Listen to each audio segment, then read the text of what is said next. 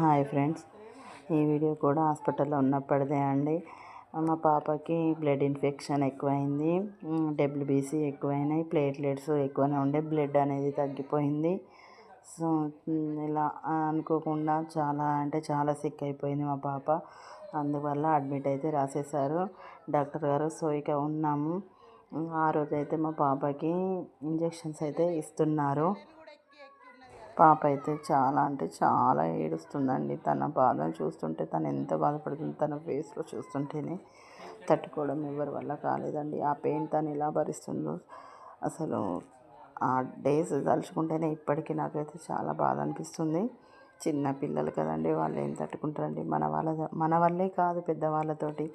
So ఇంకా ఆ టైంలో వాళ్ళ డాడీ తోటే ఉంది పక్కనే. వాళ్ళ డాడీ ఉంటేనే ఇంజెక్షన్ వేసుకున్నాడు, వాళ్ళ డాడీ ఉంటేనే సిరప్లు వేసుకున్నాడు.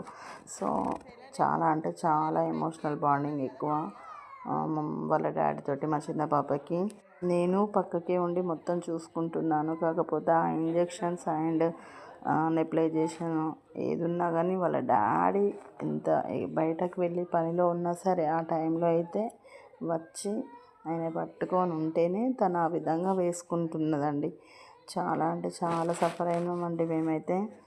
సో పిల్లల బాధని చూస్తూ మనం ఎలా ఉండగలుగుతామండి? ఉండలేము. ఆ తట్టుకోవడం అయితే చాలా కష్టమండి.